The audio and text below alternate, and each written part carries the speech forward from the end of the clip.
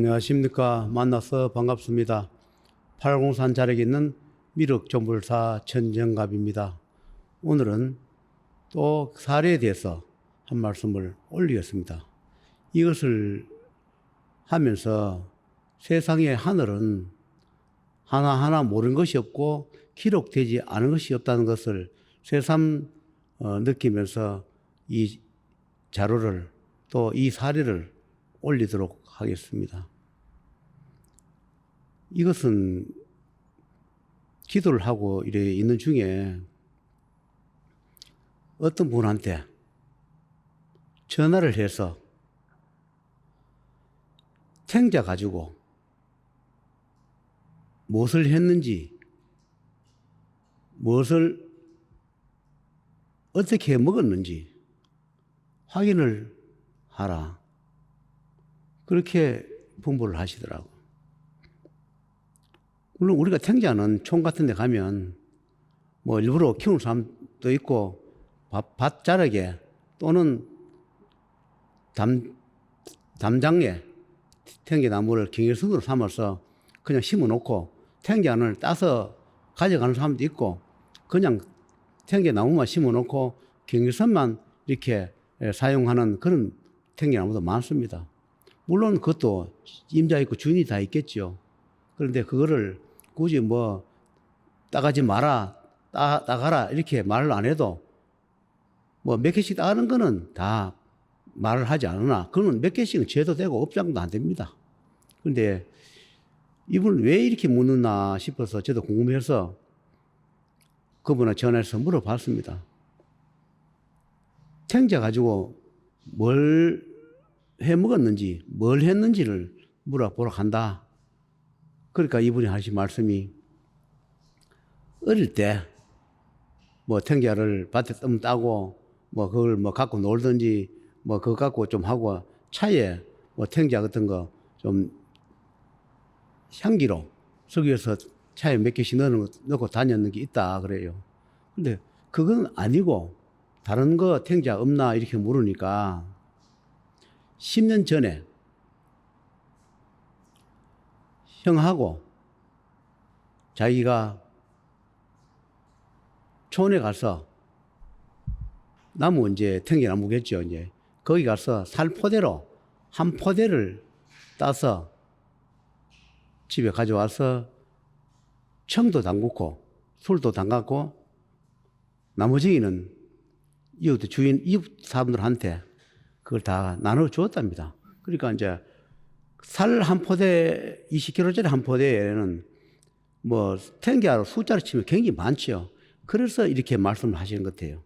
몇 개를 뭐 필요해서 따가거나 이런 거 가지고 하늘에서 뭐 죄를 묻거나 업장이 됐다고 이렇게 뭐 물어가면서 확인을 안 했을 건데 너무 숫자가 많아서 남의 거를 따오는데 너무 개수가 많으니까 이게 하나하나 계산을 하다 보니까 업장이 많이 기록되어 있거나 해서 이 확인하면서 이제 처리를 해주기 위해서 확인을 했는데 일반 사람들은 다 탱자 같은 거는 뭐 따가도 괜찮다.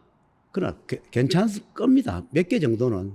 그러나 이것을 뭐 한 소굴 이상 뭐 한 자루씩 따가는 거는 괜찮을 것 같지만은 생사윤회 명부에는 그것이 내 것도 아니고 남의 물건을 따오면 그 업장이 다 그로 생사윤회 명부에 기록이 되어 있는 모입니다. 되어 있기 때문에 이분한테 전화를 해서 확인을 하라 했겠죠.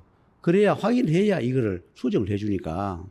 그래서 그 밤중에 그 전화를 해서 따왔는 건 어쩔 수 없고 그렇다 해가지고 필요한 만큼 조금만 따왔으면 뭐 이 업장이 됐지는 않았을 텐데 숫자가 너무 많았기 때문에 그것이 이제 오늘 이런 이야기를 하게 되고 또 그때 확인을 해서 그분한테 탱자를 따왔는 그 죄를 없애달라고 어떤 명호를 가르쳐 줬습니다. 그 명호를 가르쳐 주면서 그 명호를 찾아서 탱자 죄를 없애달라, 탱자 따온 죄를 없애달라 이렇게 기도를 하거나 참여 기도를 조금 하라 했습니다. 그래서 참여 기도하고 그냥 잘못되노라 이렇게 해서 그 처리를 해준 적이 있는데 우리는 사람이 살아가면서 통상적으로 우리가 살아가면 행해지는 행위가 있습니다. 어릴 때는 뭐 수박밭에 가서 수박 서리 하는 거 한두 개 따먹는 거, 참외밭에 몇 개 따먹는 거, 뭐 과일 뭐 사과 몇 개 따먹는 거 가지고 하늘에서 그걸 죄로 기록하지는, 행위는 기록하지만 그걸 가지고 죄를 묻거나 그러지는 않습니다. 우리가 보통 인간이 범주에서 할 수 있는 거는 그걸 가지고 기록만 하고 하지 죄를 물어가 그렇지는 않을 거예요. 그런데 이건 왜 이리 묻느냐 하면 내 것도 아닌데 탱자 나무에 가서 한 자루라는 숫자가 많았다는 거지. 한 자루를 가져와서 그것을 내가 청 담그고 과일도 담그고 내 것인 양 꼭 의미를 따지면 훔쳐온 거지.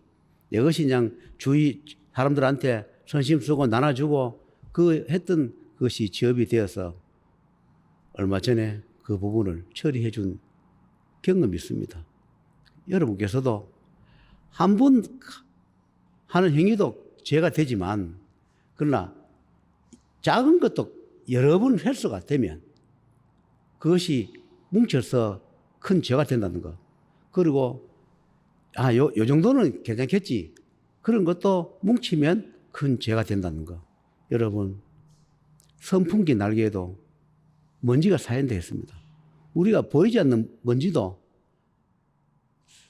세월이 가고 시간이 가면 그것이 우리 눈에 보일 만큼 먼지가 쌓입니다.